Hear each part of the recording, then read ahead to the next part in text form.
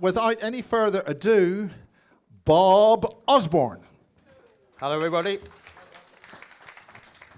Well, I've just listened to Lucy's and Sandy's talks, and a lot of the information that they're giving you corresponds with a lot of the research I've been doing over the many years regarding Agenda 21, Agenda 30, Operation Lockstep, the Venetians, the Huxleys. So I'm not going to go over that ground again, other than say how it relates to me and my particular way of gathering information, which was slightly different from theirs, which is probably more academic. Anyway, to recap, I'm Bob Osborne, I'm a writer, I'm an artist, and I live in this really weird place called Zennor, which is right at the end of the Cornwall, 5 miles beyond St Ives. Now, this is a very strange place. It's nestled up between the moors and the ocean. It's also a centre of paranormal activity, and I've got a long ancestral history of my DNA being in that place because 500 years ago we had a tin mine there, and I've been going backwards and forwards to St Ives for the last 30 years. As an artist, I've had studios in St Ives, and I moved to Zennor 4 years ago permanently because I knew what was happening with Operation Lockstep, with the lockdowns, with the depopulation agenda. And I'm not really going to go over what Sandy and Lucy have said, but if I had to put it in a nutshell, we are in the final stages of a transhumanist agenda, and this is run on a belief system that is Luciferian. So some of that I'll touch on when we go through.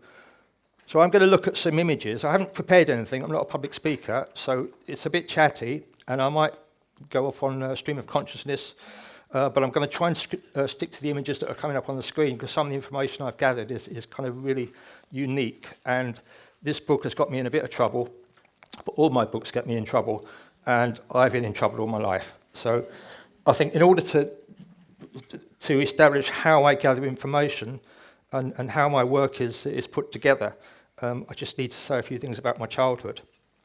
So this is a really strange story, so I'll keep it brief. And I'm writing a book about it called Be Lucky, which is coming out next year. So effectively, on my father's side, I'm from a Romany Gypsy background. So 6-7 generations ago, one of my ancestors, Alexander Osborne, took part in Monmouth's Rebellion, which was an attempt to overthrow the monarchy. Basically, they were mercenaries picked up by the Duke of Monmouth, and it was called the Pitchfork Rebellion. Fortunately, my ancestor escaped. Judge Jeffreys was hunting these people down, putting their entrails on trees. They were hung, drawn, and quartered, sent as slaves to the Caribbean. My ancestor escaped and was in hiding for 2 years, and they were branded. The people that escaped were branded "Rebel Not Taken," which was one of the best things that Judge Jeffreys ever done, because he gave me my art brand. So I've got "Rebel Not Taken" tattooed on my arm. I had a clothing range called "Rebel Not Taken," and effectively that explained to me why in my DNA I have such a rebellious streak and I have such a problem with authority. So on my father's side, Romany Gypsies, my father couldn't read or write, he's one of 18. So the fact that I then was able to read or write, went to university, studied creative writing at East Anglia, for me, I've always had a kind of a really odd way of gathering information, because they're also psychics. Now, on my mother's side, there's also a lot of psychic and a lot of insanity. My great uncle has a Nephilim bloodline, which I'll explain when we go through one of the slides. So there's psychic activity on both sides of my family. There's also a lot of mediums, and all through my childhood I was travelling back to Venice. I was seeing ghosts, loads and loads of paranormal activity, lots of synchronicity. I could never work out why all this was happening. When I was 7, I could play chess at a high level, even though none of my family could read or write. I'm the first male in my line to be able to read or write, so the fact that I've written loads of books is kind of, I feel that's a major achievement. I could play chess. I didn't know how I could play chess. I got tested on at school, obviously, because they picked up on my psychic stuff. And also, being from a very dysfunctional background, I was fast-tracked to go to I wouldn't say a military school, but it was a Freemason school run on RAF, run on military lines. So when I went there, Lucy's talked about the Galton Foundation. Well, they were doing IQ tests and they were testing children, so I was tested, and I was deemed to be having special abilities. So also at that time, when I was 11, both my grandparents stuck their head in the gas oven. So I went through a lot of trauma. I was fostered out to one of my mother's friends who was a prostitute. So while I'm at this military school, all this is going on. I then went back to live with my father. It's not all doom and gloom because we had a monkey called Wanker and a parrot called Fuck Off. So we would go out on a horse and cart. You know, we were also hobnobbing with a lot of actors and actresses. So the gypsies move in strange worlds, and they have kind of ability to they have a very good sense of danger, and also being psychic on both sides of my family. I eventually jacked out of school. They were testing me. I was being tested all the time.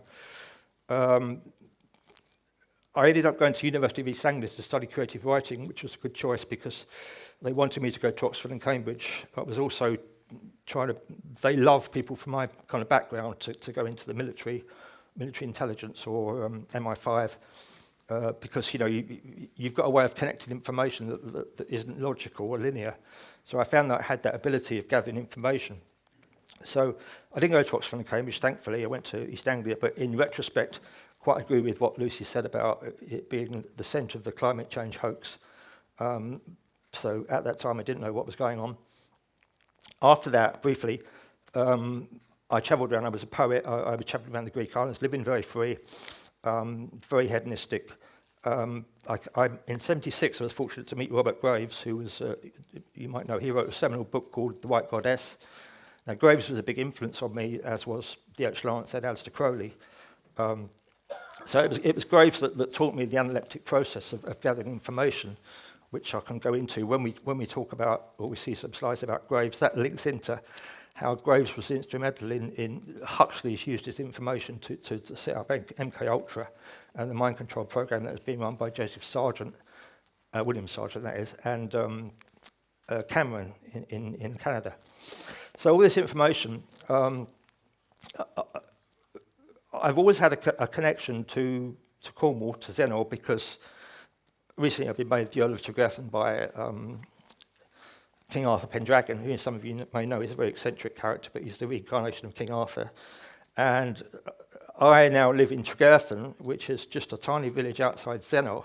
And this was the farm where in 1917 D.H. Lawrence and a load of occultists and other people created a very bizarre commune. So I was kind of sent to Zennor in many ways, and I thought I'd write a little book about D.H. Lawrence because I've always been interested in him. He's the son of a coal miner. I'm the son of a gypsy. We both are not really accepted by the academic establishment, and I kind of feel an affinity with Lawrence. So when I'm now living on the farm where in 1916, 1917 he lived, it's almost like I'm inhabiting his psyche. So I have the ability to gather information through this analytic process. So Zennor, I know several people here have been to Zennor, including Miles and Miriam and a couple of other people who know it. It's a really weird place. I mean, it's the centre of a witch's triangle between Madron and Morva. And I've been living there permanently for 4 years now, and again, I've been thrown back into the situation where I'm at the centre of a lot of occult and paranormal activity. So, part of the premise of the book I wrote, which is Zennor Spirit Place, I decided to write this book about a year ago, and I did some deep research into Lawrence. And then what I found out was absolutely blew my mind, because I was going into areas with fabianism, with the depopulation agenda, which we're going through now, aliens, Crowley black magic. There was no end to it, and I was able through the analytic process to access a lot of information. So I published an edition of 666 copies, which was a bit of a joke on my behalf. They all sold out. I got a lot of threats from various people about information that I put in there. I also made a documentary film, which was brilliant because I've always wanted to make a film. And this was some old footage, a bit of a collage. And again, I used a lot of information that I'd gathered that hadn't been seen before. And this won awards at film festivals, and I've taken it off now because some legal challenges. So basically, in the 4 years that I've been living at Zennor, this was what I did last year. And when I look at the book, that cover, it's one of those places where I get a lot of people come in and they want to go up to the house where Crowley lived, where he, performed the black magic ritual, which he summoned a Draco reptilian, which resulted in the death of a famous Fabian. I take them around these places, and that little particular portal is called the Kissing Stones.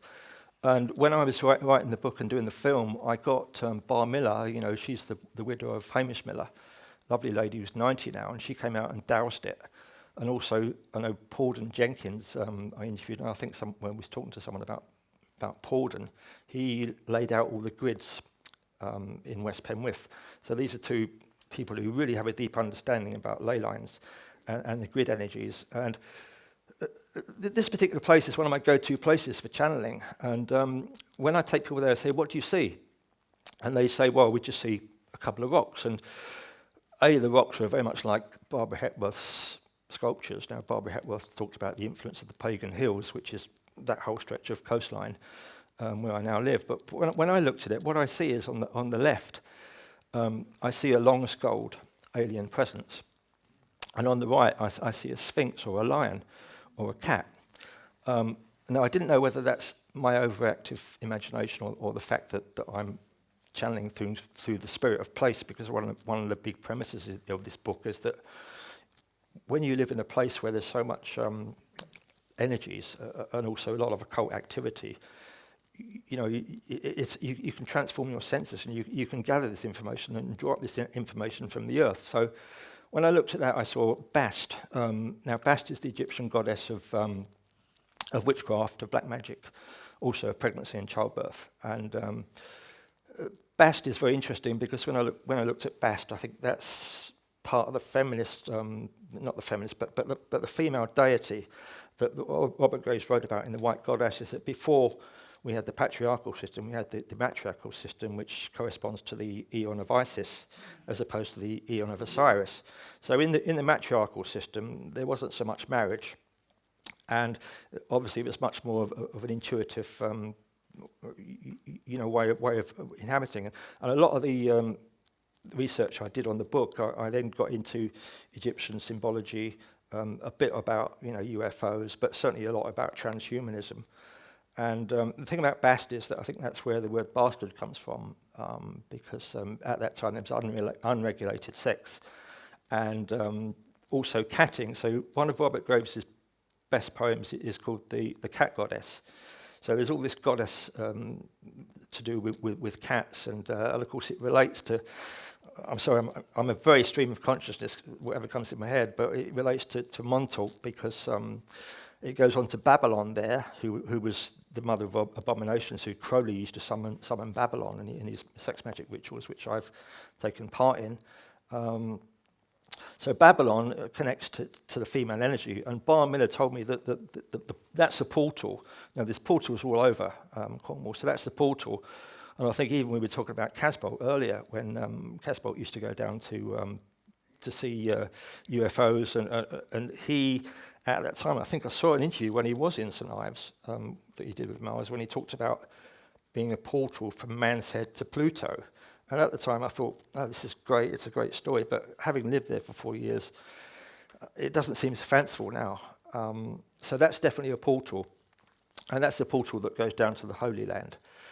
And there's another place called the Menantol, which is of significance for me on the Cornish moors, and that's a fertility symbol. It's just a circle with a kind of a penis rock, and it's been there, for donkey's years. And one of the claims made by one of Aleister Crowley's sons, well, supposed sons, is that Crowley opened a portal between the Menantol and Montauk.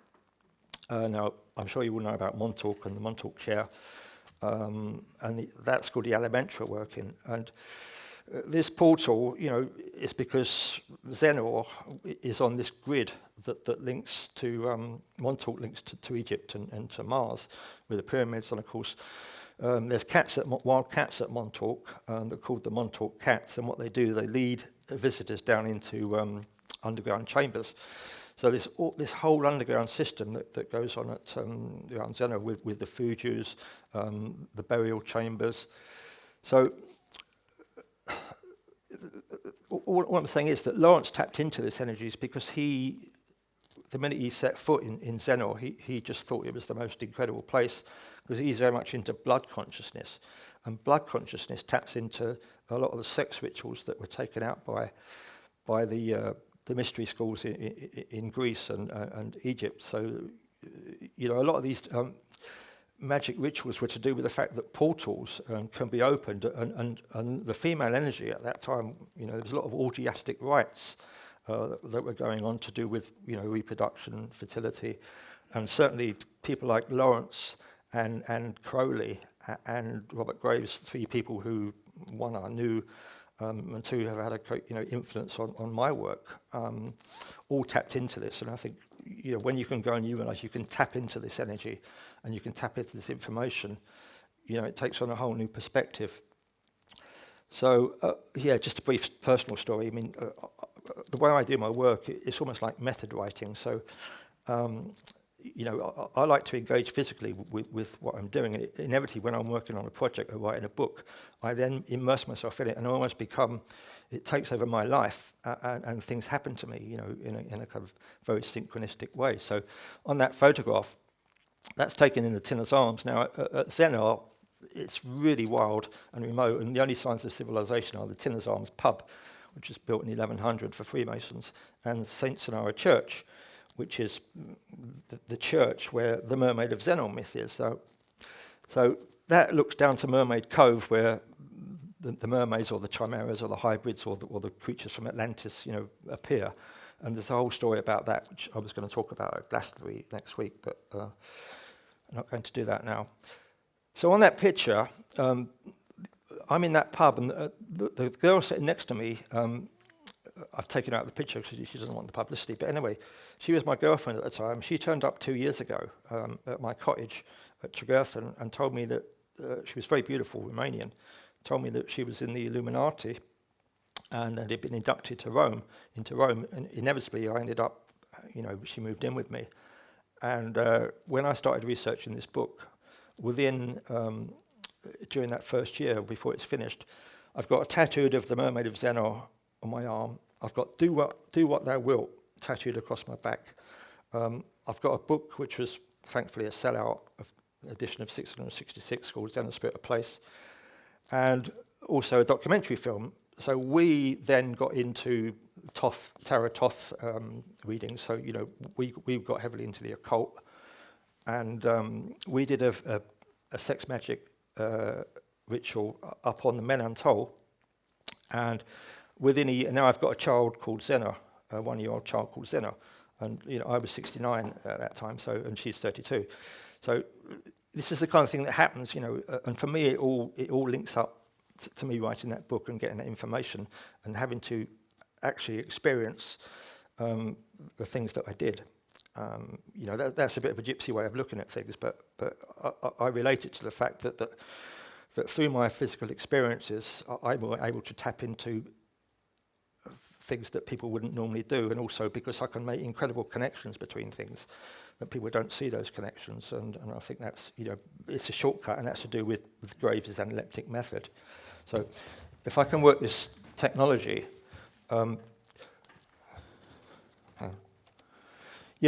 these stones, anyone who's been on the Zennor Moors, these are incredible. This whole structure's up there that are not putting Stonehenge down, but it makes it look like a semi-detached. And these great big cities up there. And the rumours are, now, these for me are, as Bar Miller said, there's a serpent energy, and the book that Hamish Miller wrote is called The Sun and the Serpent. So underneath, there's this serpent energy which connects to the Illuminati. So the whole snake symbolism, D.H. Lawrence worked through symbolism. So the poem The Snake, that was written at Tregurthan, where I now live. There's all these fossilized structures, and I see them as serpents or lizards or snakes. And when Lawrence was on the moors, he was tapping into this sense that DNA is embedded in the place. So when rituals are taking place on rocks, you know, you can summon entities from underground as well, using trance-like states. So there's things called dolmens, which were the burial sites of giants or kings of the tribe. And in my garden, I've got a quoit, which is like a capstone, and that's where back in the day they would put dead bodies on there for the carrion to pick the flesh, called excarnation, and they'd bury the bones underneath in the little chamber. And of course, the old pre-pagan belief system was that bones are like memory sticks that carry your DNA.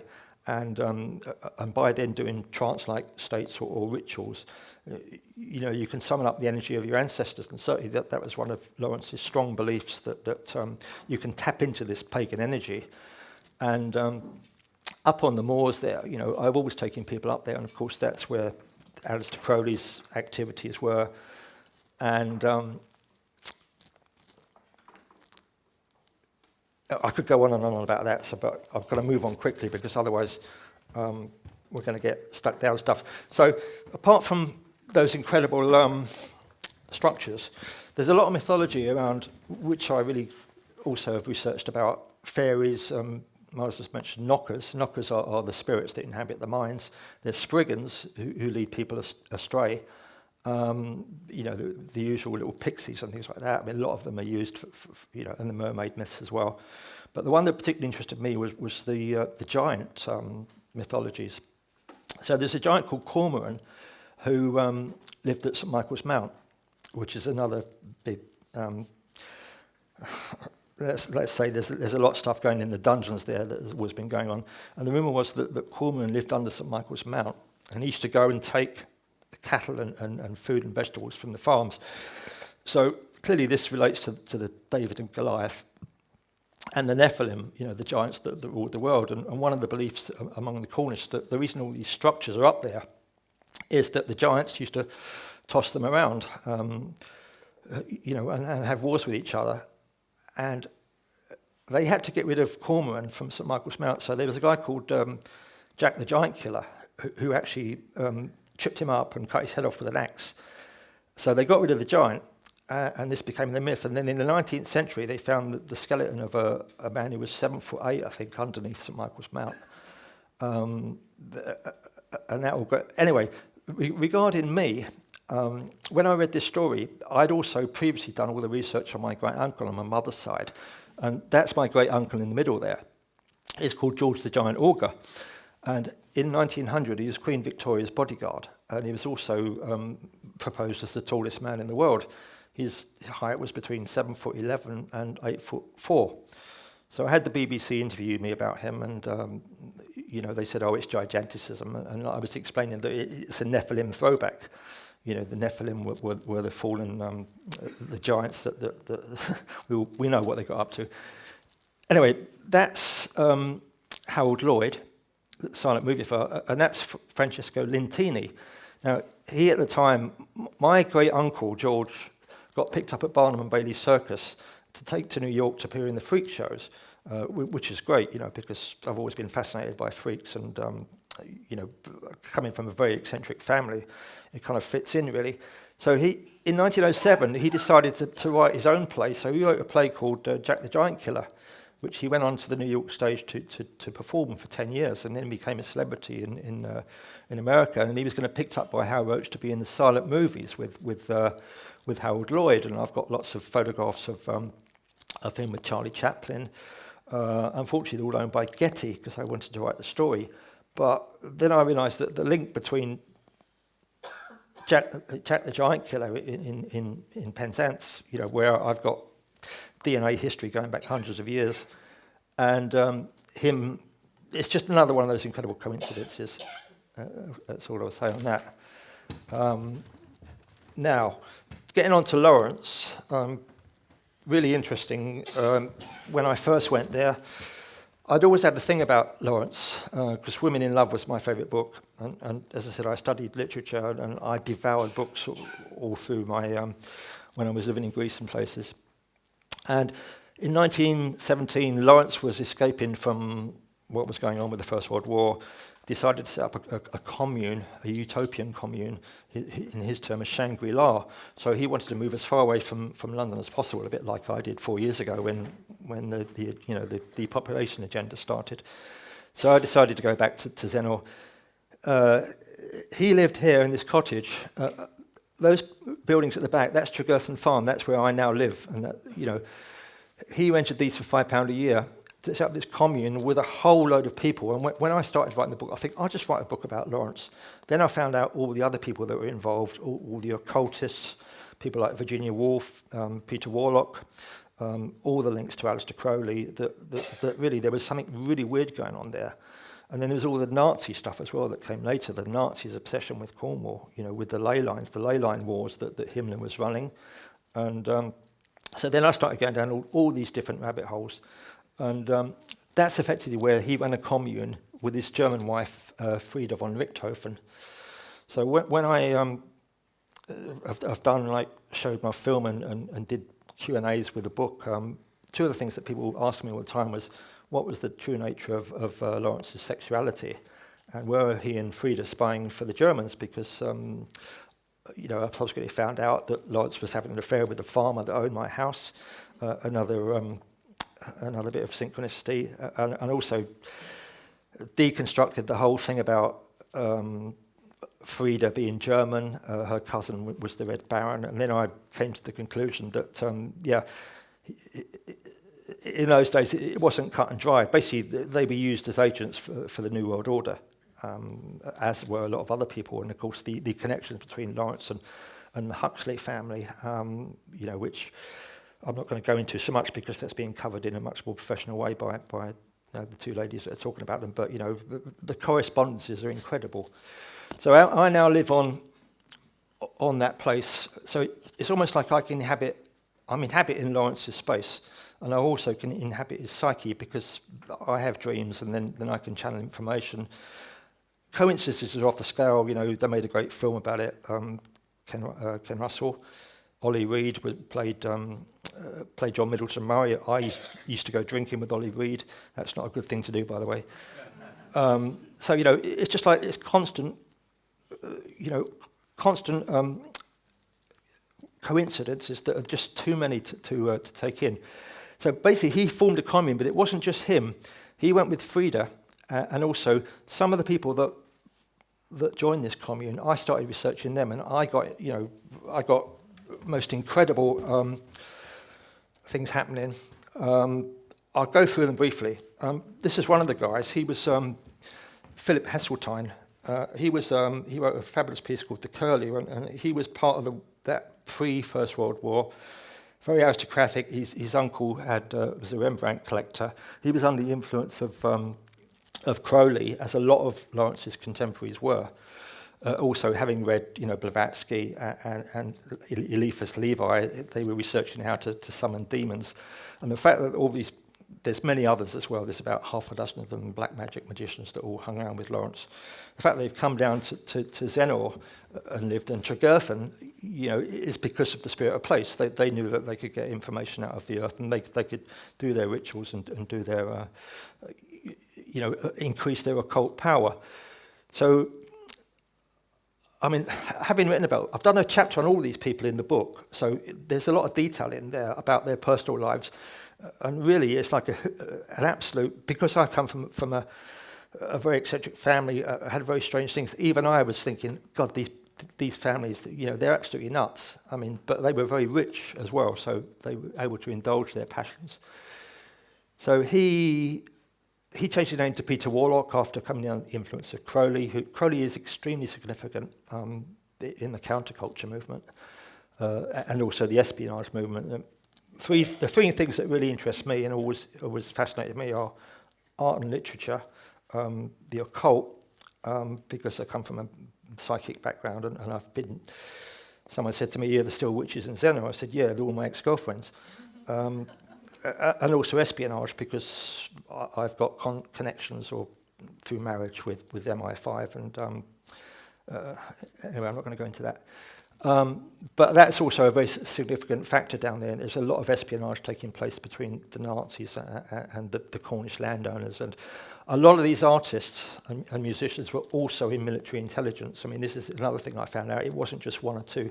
Most of them, all through the lot, Fleming, they were all seconded into the psychic war that we were having, because all the wars were occult wars. So even the ley line people, were being used, Dion Fortune and all the others to tap into other people's other enemies' energies. Turns out he died young, and Crowley said it was a black magic ritual that went wrong. Turns out later that his son, one of his illegitimate children, was Brian Sewell, the art critic. But there's loads more. It's all in the book. The other couple that are fascinating that moved in with Lawrence were, I don't know if anyone, I'm talking about people, I'm assuming that there's some knowledge about these figures, but that's obviously Lawrence, so that's Frida in the middle. That's John Middleton Murray, and that's Catherine Mansfield. Might have heard of those very eminent writers and intellectuals before the First World War, and they were very much part of that Bloomsbury Fabian crowd, and they were also heavily into the occult. So Lawrence went down to share this cottage with the Middleton Murray, and that's where he started writing Women in Love, which was the novel that he wrote with Trebeth, and I'm very glad about that because it's my favourite. And the draft manuscript for that was called Goats and Compasses, so you can imagine that Lawrence is attacking what he would call Cambridgeism, Advancism, Fabianism, sodomy, all those things that the upper classes engaged in. Lawrence had a very ambivalent attitude towards it, even though he was, bisexual himself. But what they got up to down there with Frida was an nymphomaniac as well.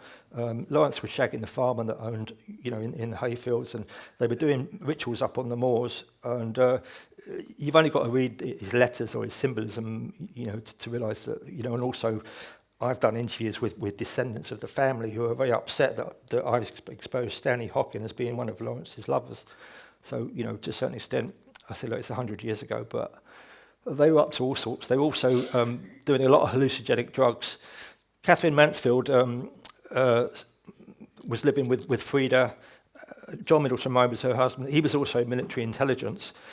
Both of these people were also involved with Crowley. She used to take peyote with Crowley in 1917. She wrote a book called The Triumph of Pan. Now, Pan is central to Luciferian belief systems, and it's also central to the whole Gaia principle and the New Age, the New Age trap and the Age of Aquarius trap as well, which is basically a Luciferian trap.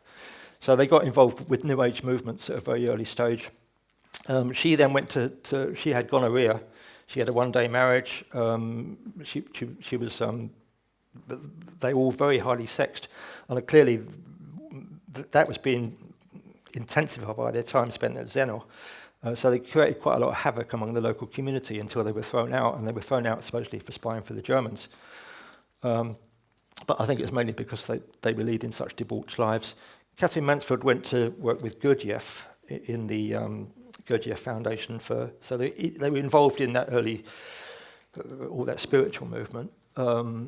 She actually died quite young, and Gurdjieff had a place in Fontainebleau, and one of the interesting theories that I like is the fact that Aleister Crowley also had a practice in Fontainebleau, just outside Paris. And Crowley was keeping an eye on Gurdjieff, and that Gurdjieff was actually a British agent called Frederick Duttle from the East End with a fake. But that happens all the time, and especially when you go through the guru movement, you realise that a lot of them are groomed or, parts of British intelligence. So that's them. Yeah, very interesting time there. But there's a whole chapter on them. This is Frida von Richthofen. Now, when I researched Frida von Richthofen, that really gave me the key into how Lawrence was used to promote the counterculture agenda, and how he was used by the Huxleys and the Fabians in order to promote various agendas, because Frida was from a German aristocratic military background, Freemasons no doubt, and that's her two sisters. So there's Elsa and Nusha, I think it was. Now they, before the war, were extremely bohemian, and they were part of a social circle that were bringing in the whole concepts of free love, of anti-patriarchy, anti-establishment. You know, but to a certain extent, they were early honey trap girls. Both her sisters, well, she had an affair with the German economics minister, the Webers and the Jaffers. So between them, they had various children by the same men, even before Frida met Lawrence. And according to Brenda Maddox, who wrote the autobiography of Frida, within 20 minutes of meeting Lawrence, she was in bed with him. So she had 3 children. She abandoned this whole thing to go and live in this commune in Ascona, which is highly significant. Frida's cousin was the Red Baron, Manfred von Richthofen, who was like the flying machine of the German Empire. And, you know, so it's really strange that they turn up in 1917 in this remote village in Zennor, and it's no wonder they're suspicious, because she's singing Bavarian songs, and, you know, they're both you know, they're both pro-German, you know, philosophically anyway. So what that led on to was that there was a commune in Ascona that was the precursor to a lot of the communes that were established in, certainly the Zennor one was an early one. Frida von Richthofen was living in this commune with Otto Gross, is a psychiatrist there, and she was in love with Otto Gross. He's a very significant figure in the psychiatric movement, influenced Carl Jung, Jung there. So Otto Gross was completely out of control. He was an anarchist. He was one of the first people to establish assisted suicide, but he practiced on 2 of his mistresses that he wanted to get rid of. He ended up in a criminal asylum, but at the same time, he established, or he was put forward to establish this branch of what he called anti-psychiatry, which was to be leading on to Freud. Now, Freud was very influenced by, and Freud wanted Gross to take over his form of depth psychology. So this whole psychiatric movement was kind of started at this commune where Frida was as a young girl, was living in this almost like free bohemian, you know, I've lived in communes afterwards, and then you realise that the communes are very much an agenda, you know, to program people, and of course Gross was skilled in mesmerism, so, you know, he was sleeping with all of his people he was treating, but that's not uncommon for psychiatrists. And Jung was very influenced by Gross, and Jung took on a lot of the ideas about the archetype and the collective unconsciousness, and also the theories from the Eastern mysticism. So this commune, Frida was very influenced by it, and it was then that she passed on all this information to both D.H. Lawrence and Aldous Huxley.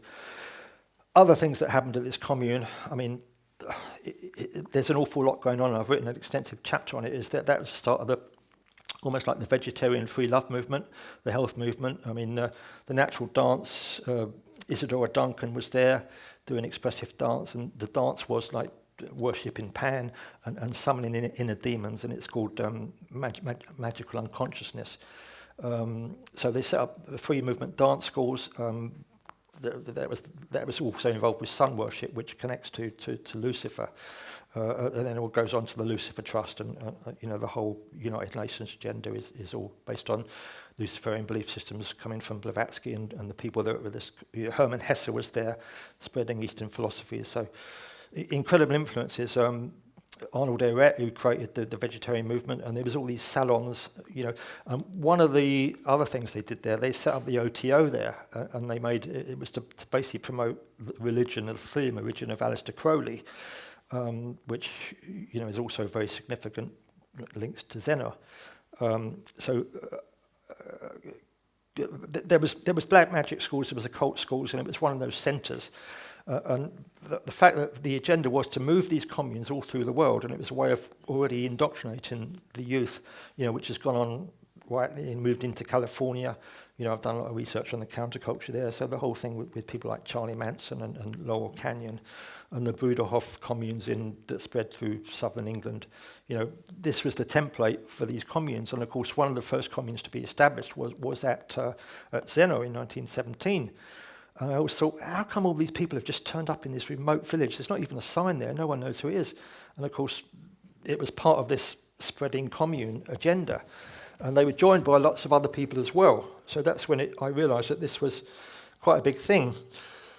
Now, Crowley, I don't know where to start with Crowley, but I'll just confine it to how it affects what happened in Zennor in my book. Self-styled Baphomet, or Baphomet worship, goes back to the Knights Templars, so we can talk about that some other time. He was made head of the OTO, and they set up a lodge there called Verita Mystica, and Crowley was running all these lodges that then involved moving to other parts of the world. But this was the first template for this lodge to spread effectively Lucifer worship, and lots of other things like mind control were being established here, and how to program the masses. So then Crowley, of course, moved on to Sicily, where he set up a commune called the Abbey of Thelema.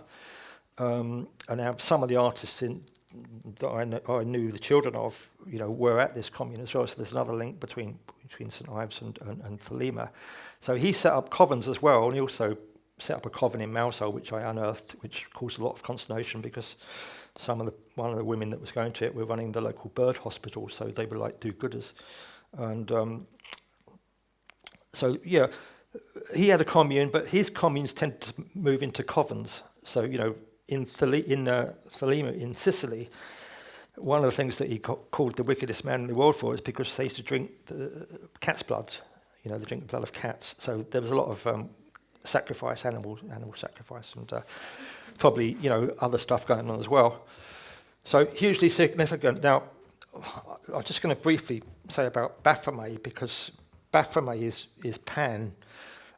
So a lot of the Teutonic belief systems that come from the Knights Templars, that also then went through to Freemasonry, and also the Fabians, were also hooked up into this, is that Solve Caragula is dissolving and reassembling. So part of the agenda that we're in now is to reconstructing of humanity. In order to that, you've got to break everything down. So that's why the whole counterculture movement, which led to the Frankfurt School, rock music, it's all about breaking everything down. And Crowley identified with Baphomet. He called himself Baphomet, and Baphomet is, also sun worship, and it goes back a long way. You can trace it back to mystery schools. But the fact is, it's a very significant concept that led to people like Alice Bailey and Blavatsky and Annie Besant creating the Lucis Trust, that then created the United Nations. And it's about combining polarities and opposites. So basically, you set up a Hegelian dialectic, and then the ultimate is androgyny. So Baphomet is an androgynous god. So this whole, as Sandy pointed out, the whole transsexual movement is the step towards transhumanism, because you eliminate the polarities. So back in the day, Pan was a god of androgyny. Crowley. It's difficult to know where to start with him, but he climbed Everest. He set up his own yoga school. He created a Thoth tarot deck. He was involved with a lot of high-level military intelligence. People that say that he wasn't working in, they just have got no idea. He was above most intelligent levels. And of course, one of the things that interested me and people want to know about is that when he was he ran in a coven in Newlyn in 1938. He did a ritual on the moors where he summoned up a Draco reptile, 8-foot horned winged creature that led to the death of Catherine Arnold Forster, who was a Fabian who lived in the house above me, which was a Fabian hangout, and that's where. Well, we'll move on to that because it connects to other interesting stuff regarding David Bowie and all that. This is another couple that were living at the time of Crowley's Lance's commune, Meredith Starr. I've written a chapter about them. It's quite hilarious. Absolute fruitcake. And he was under the influence of Crowley, and Crowley gave him an epitaph saying he went out of his mind and never came back. he was involved with just every ritual going. He wanted to be a wizard, astral travel, Enochian. He was very knowledgeable, and he taught Lawrence, introduced him to a lot of the literature at the time. This was one of his business partners called Meher Baba, and he was supposed to be the avatar of God. So he took him on a circuit in California, promoted, and he had a vow of silence for 7 years, and he only communicated through an alphabet board. So at that time, there was a lot of gurus being promoted, and a lot of them, it was just fake. And I think his one claim to fame is that he coined the mantra, "Don't worry, be happy," which then he became a bit of a cult figure in Southern California with the surfers and the whole Sufi movement. And of course, all that vegetarian movement and the free love. That's all a development of the communes that were established at Mont Verita and also at Zennor, because Lawrence became a countercultural icon, and to a certain extent, he was used in that respect. Now, going on to Fabianism, I'm not going to touch on areas that the others have done, but there's another peculiar link to Zennor and St. Ives. This guy's Havelock Ellis. Now, in 1897, he was an early Fabian. He was writing a book about... he spent 25 years writing about sex. Basically, he was an advocate of not just homosexuality, but also other dark stuff as well. I suspect, like most Fabians, he was a kiddie fiddler, and he had an open marriage, and that was common then anyway among those circles. So I'm not saying anything bad about that. But he lived in the Count House which was later inhabited by Bernard Leach, and it was there that he wrote this whole thing about. He effectively did the PR for the Fabian movement.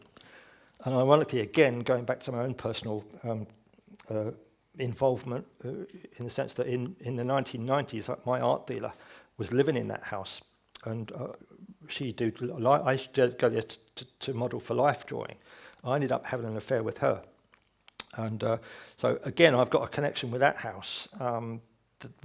Only later did I found out that's where Havelock Ellis wrote this book. He was also the first person in 1897 to take mescaline in this country.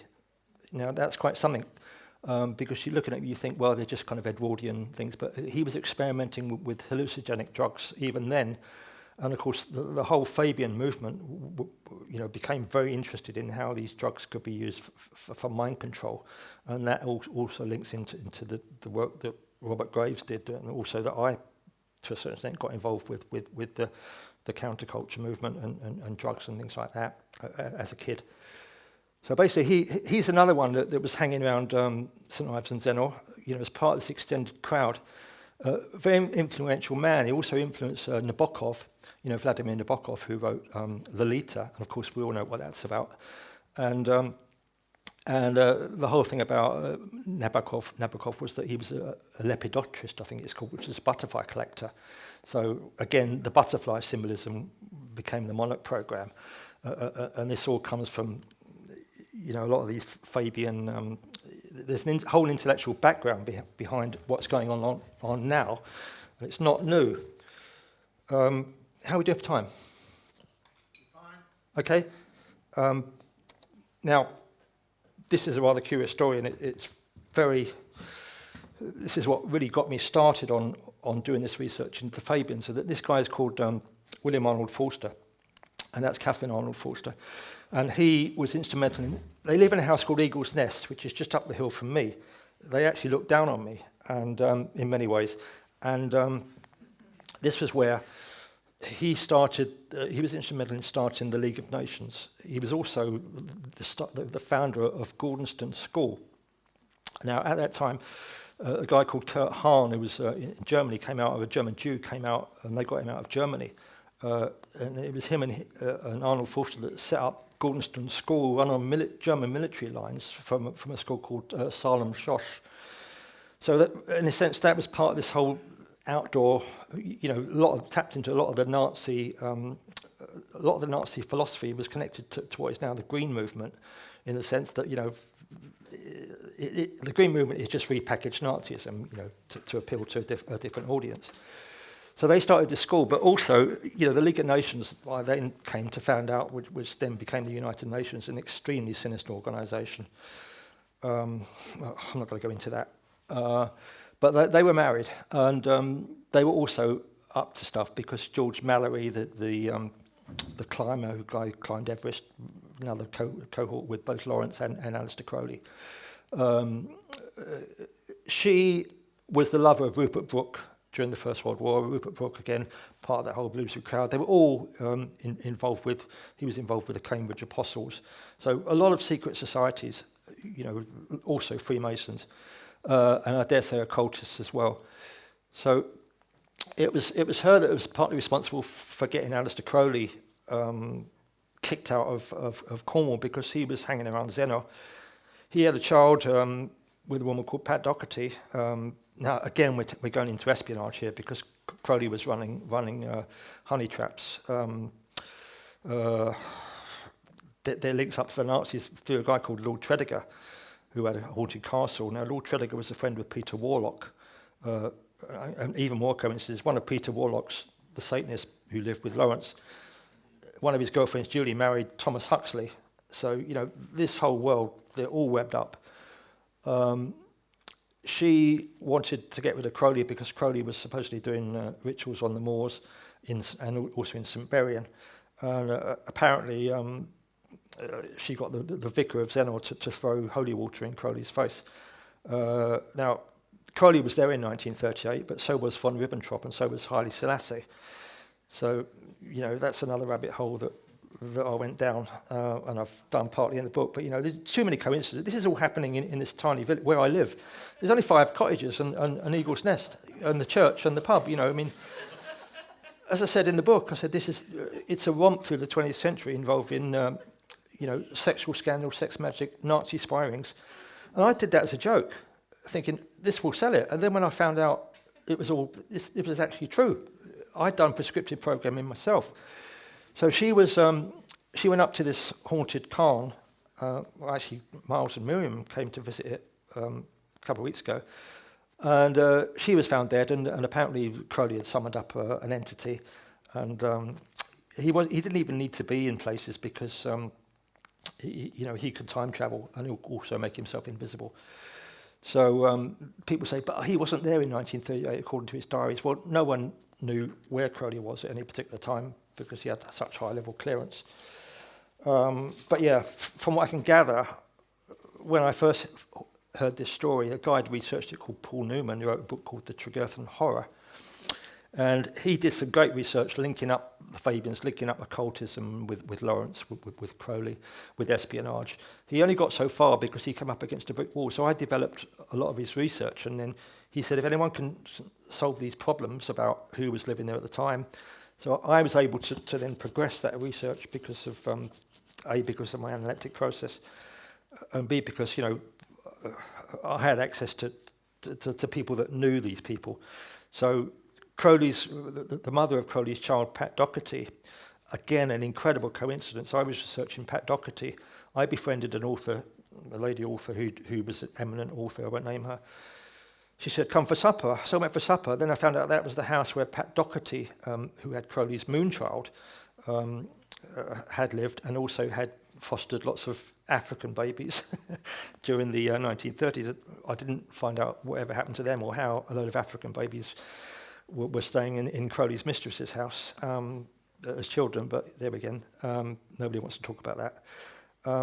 So she was part of this ritual murder. More interesting thing in that when he set up Gordonstone, his son went there. Also, it led on to, I've got connections with David Bowie. I'll chat a little bit about Bowie and his connection to Zennor, which is, I think, coming up soon. But David Bowie sent his son to Gordonstone School. Now, I think that was a really strange thing for a rock star to send his son to Gordonstone, which was basically run on Nazi military lines. And it's all connected to the League of Nations. Anyway, their house is called Eagle's Nest. And many years ago, when I was going to Eagle's Nest, before I lived at Tregurthan, in fact, I'd put it in my sat-nav because it was at night time. And I put in Eagle's Nest, and it said Eagle's Nest is 5,300 kilometres away. And I thought, surely it's not that far from London to Cornwall. And then I found out that Hitler's summer house, Berchtesgaden, is the German translation of Eagle's Nest. So the sat-nav was sending me to Hitler's summer residence in Bavaria. So I made a joke about this in the book, and then some Fabian who's tried to sue me about exposing this said, oh, it's disgusting that you've mentioned Arnold Forster, a liberal Fabian, in the same breath as Hitler. And I said, well, it's not really, because, he's setting up a Luciferian organisation. And, of course, that didn't go down at all well. And subsequently, I found out that, the whole Ribbentrop stuff as well. And someone else wrote a book called Frank Baker, whose son I know, and he wrote what's called a Roman à clef, where he describes the assassination of Arnold Forster by he changed the names, obviously. And also, he had another name for Arnold Forster as a guy who was actually a German spy, and that he told the whole story about Ribbentrop visiting all the time and how the Fabians were actually part of the Nazi agenda, which, I actually fully endorse. Not saying they're part of the agenda, but they're two sides, it's all to do with bringing in the New World Order. Here we go, Ribbentrop.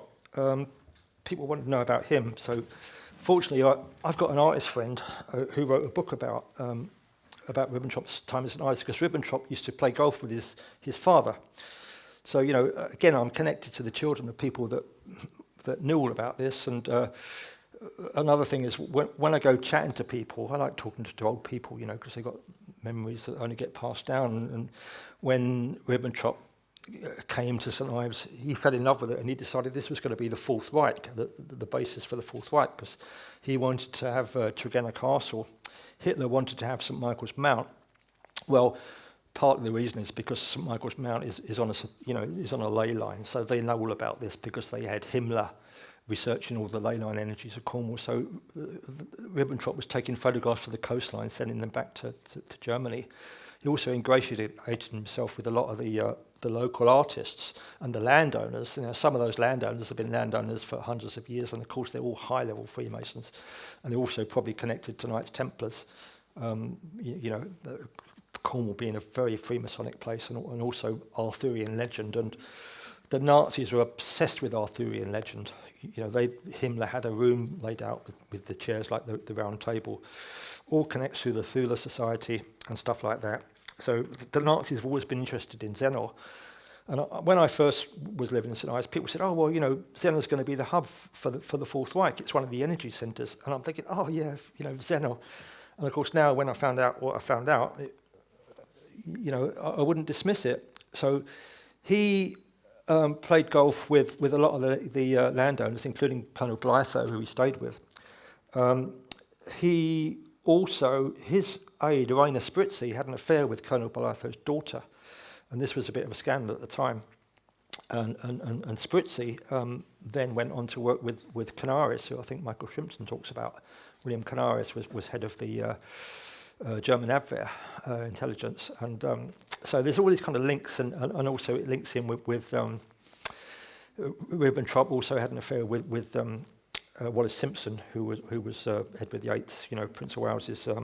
He was gay anyway, but he had an affair with her, slept with her 17 times, and then there was involvement with Crowley, with Hess, about installing Edward VIII onto the throne. There was a lot of stuff going on, and in fact, a lot of this was going on down in Zennor and at Eagle's Nest.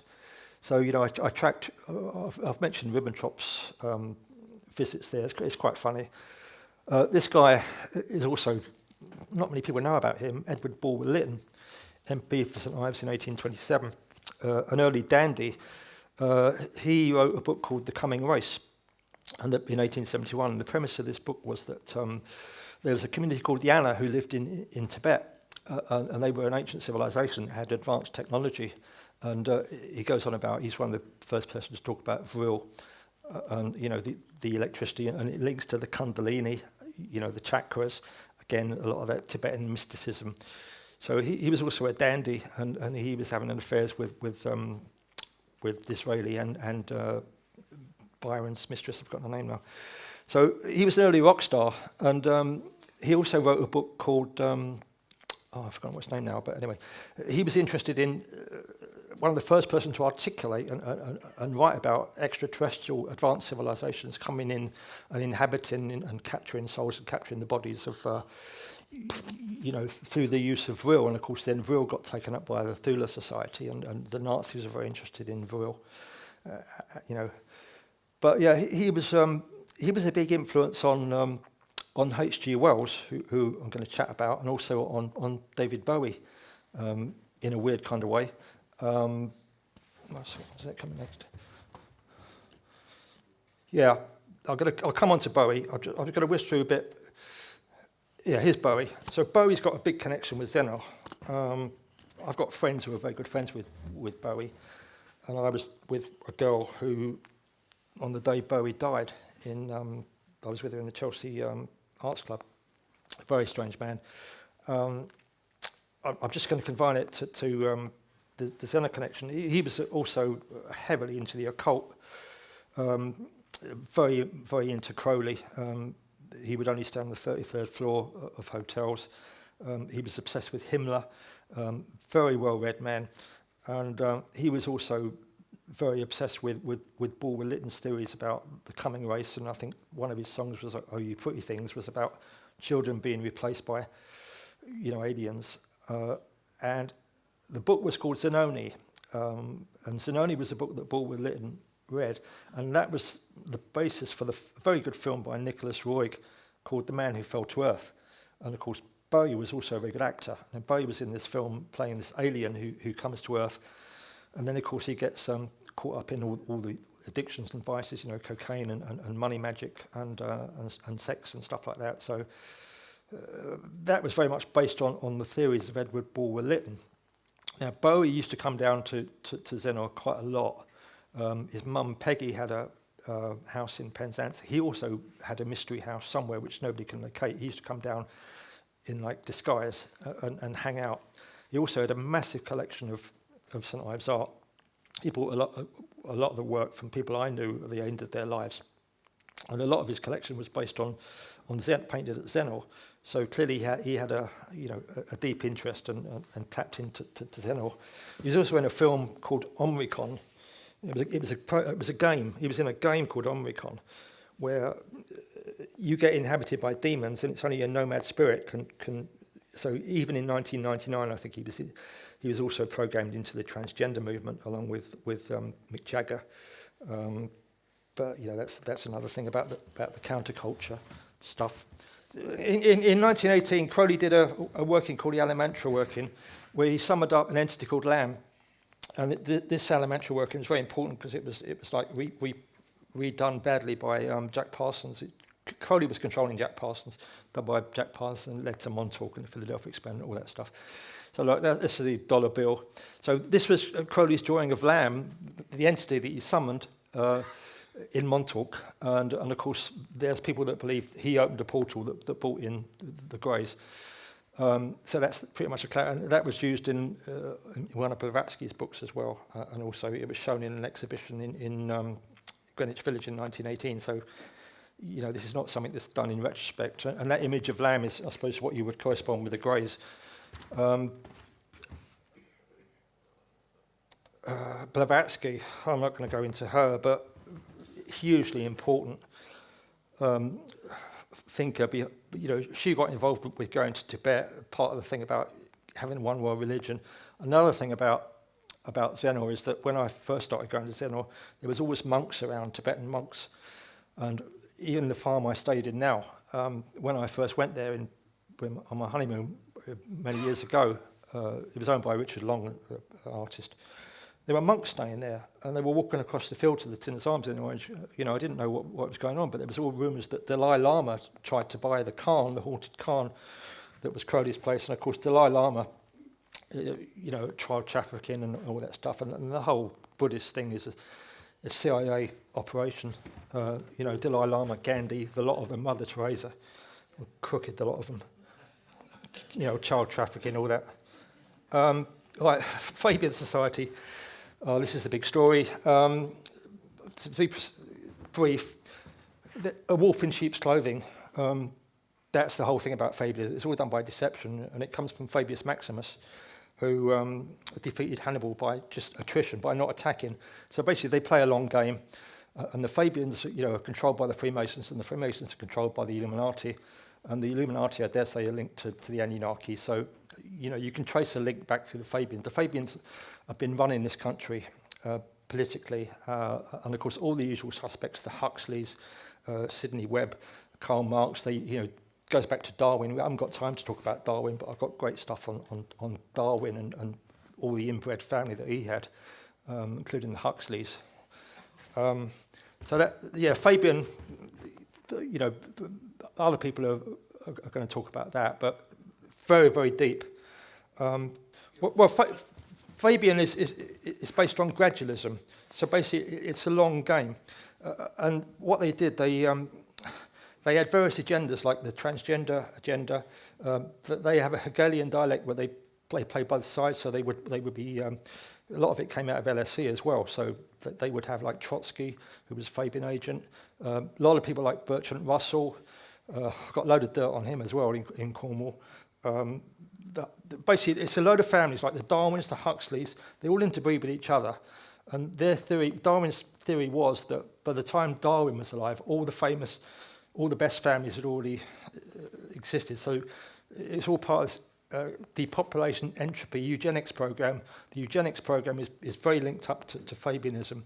So, a lot of these things like Huxley, they can sterilisation. It's to do with getting rid of the peasants, the Eustace eaters, all that stuff. They believe that they're an elite. They're in charge, and they have been. So I'm really whizzing through this, but War of the Worlds. H.G. Wells, hugely significant in the same sense that Aldous Huxley and George Orwell, because I'm a literature. I come at things from a literary point of view, so I look at the philosophical belief systems that are behind the New World Order and the depopulation agenda. So I'm not coming at it from necessarily the same angle as other people, because I've done a lot of studying about philosophy and the philosophy and the literature of the time, like Dadaism and music. So H.G. Wells was really one of the godfathers of the science fiction movement, very influenced by Paul Willett, and also a great influence on people like Ron Hubbard and Jack Parsons. So he was talking about the War of the Worlds, where Surrey gets invaded by Martians, and basically they need human blood. So it's almost as if there's an alien race that are colluding with our elites, and basically the rest are just food. So War of the Worlds was extremely important, and of course that was taken up by Orson Welles in 1938 with his fantastic scam, where there's been a fake Martian invasion, and of course this all comes from Welles, and that all links into Project Bluebeam. So the fact that Project Bluebeam hasn't just come out of the woodwork, and this has been something that goes back to Orson Welles, and then prior to that with H.G. Wells. So H.G. Wells was very much part of this Fabian crowd, and they were instrumental in setting up the Fabian Society, and it's all based on fake socialism. So, the whole neoliberalism is just another Hegelian dialect. So they get communists, they get capitalists, they get socialists. They control the lot. They control both sides, and they don't mind that two sides are warring with each other, because at the end of the day, the ultimate is the New World Order. Now, New World Order, H.G. Wells wrote a book called The New World Order in 1940. So, George Bush didn't invent this. I mean, this is a Fabian agenda. Other books he wrote in 1897, The Invisible Man, The Time Machine. I mean, incredible, time travel. So they knew what was going on. So even like I mentioned to Lucy today, George Orwell, everyone thinks he's a prophet. Well, he's not, because he was another Fabian, Eton Freemasonry Lodge, and his father was running the drugs trade out of from the East India Company, Eric Walmsley Blair. So when he wrote 1984, that's the agenda. They're manifesting the program that they're about to install. I want to talk a bit about Graves. So Julian Huxley, another very sinister. I knew some of the Huxleys when I was hanging out with Robert Graves, and they're a really weird family. Bertrand Russell is another one. His nickname was Mephisto, vampire. And it was him. Principia Mathematica 1913 that set up the whole thing about God is dead, entropy, the Big Bang Theory, and then, of course, one of his students, Weinhart, something like that set up the whole modern game theory that we are just data. And that led on to Yuval Harari and the whole movement, where it all started with him, the ultimate logician. And it was based on the premise that the fake Darwin premise about the theory of evolution, which was another load of old bollocks. So the Fabian agendas, they're massive. He's got a massive influence with Cornwall as well, because Lawrence was going to bring him down to stay in the commune. He was one of the ones considered. And he wouldn't have stuck it. But in any case, his granddaughter set herself on fire in St. Burian churchyard in 1975. She was got involved with satanic practices, as everyone does when they go to St. Burian. He also had a house at Porthcurno, underground cables, first internet, linking up the British Empire. We're running out of time, but Frankenstein, hugely important book, metaphor for the Illuminati. Frankenstein was written at Ingolstadt, which is where Adam Weishaupt set up the Illuminati in 1776. Byron and Shelley, part of the Rosicrucians, part of that elite crowd, Masons. Frankenstein represented uncontrolled science, rampaging across Europe. Adam Weishaupt was the front man for, again, as I can't remember which one it was said, it links back to Venice. The whole Venice Doge thing was very, very important. Robert Graves, he taught me the analytic process. How can I say this very quickly? I had mind files from Graves downloaded. I've lived in Graves' houses. I've dated his granddaughter. I've had a whole load of synchronicity since the first time I met Graves. He taught me analytic writing. I published my book Moon in Leo in 1977, based on pagan myths that you don't need to research. You can time travel and go back. And he was the one that developed the whole thing about brainwashing, because in Daya, this magic village, which is another Zennor, one of those spirits of place, his neighbour was a guy called William Sargent, who was instrumental in running the sleep rooms, British psychiatry, testing children. The Galton Foundation, they tested me with the IQ test in the 60s. So I know all about William Sargent, and it was him that passed on all Graves' information to Dr. Ewan Cameron, Dr. Evil, who then used it to set up mind control. And it was Aldous Huxley was the go-between, because Huxley was hanging around with Graves just like he was hanging around with Lawrence. And they got all this information out of Graves, and Graves was also an expert on magic mushrooms. So all the experiments that Graves did with hallucinogenics, where I did hallucinogenics at that, as well. So I was partly in that program of, took my first tab at Isle of Wight in 1970. But his expertise was passed on to the CIA by a guy called Robert Gordon Wasson, and Huxley was the facilitator to that. So then they spread their lodges all through, their communes all through Southern California, got everyone hooked on that. They were involved with running Charlie Manson, the whole MK Ultra program, Cameron, very deep, very dark, and they didn't really care how, Graves was ignorant of all of this. He was just used as an artist, like Lawrence was used as an artist, because they could tap into things that logical minds couldn't. So that's what I'm saying about the DNA and the gypsy stuff. You can see connections that other people can't see. And Sargent, hugely influential in many ways with what went on with MK Ultra. As was this guy. I'm not going to talk about him, Ewan Cameron, but he was running McGill University. Leonard Cohen was an MK Ultra, mind controlled. Look him up. I haven't written about this in the book. I've more or less confined it to Zennor, but I knew that I did some interviews with Miles on Basis, I think, and we were chatting about the mind control. How they brainwash children, and also more pertinently how they run the counterculture. So I'm nearly finished now, but this, again, bringing it forward, Lucifer is the god. The secret of Freemasonry above 33 is that Lucifer is God. The Luciferian belief system runs the United Nations. It runs the WHO, it runs everything. It all goes back to Knights Templars. There's Kenneth Anger. He made a film called Lucifer Rising. involving Mick Jagger. I can't talk about Mick Jagger because I know the family, Marianne Faithfull, but I know all about Marianne Faithfull's father was in MI5, and it was him that he debriefed Himmler.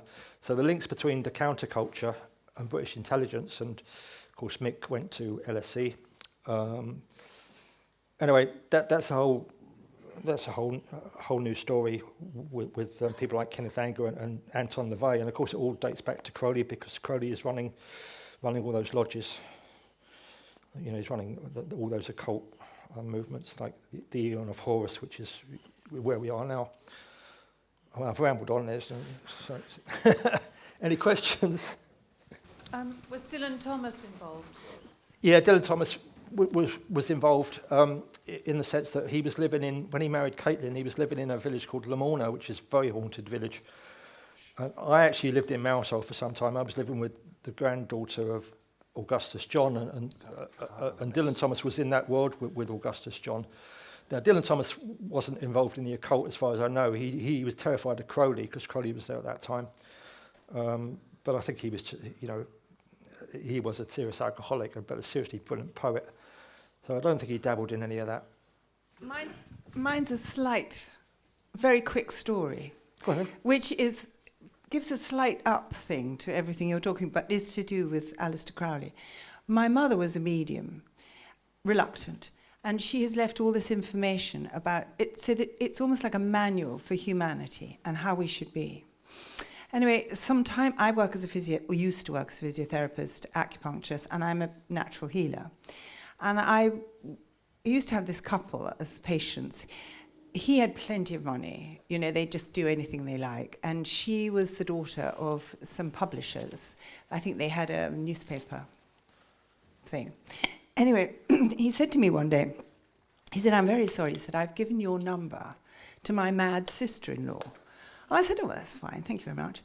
Anyway, she rings me up, she's got a gin and fags voice, and she said she lived in the penthouse flat just next to the Vauxhall Bridge.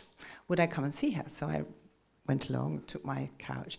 She opens the door with a fag hanging out of her mouth, a TENS machine around her, and completely naked.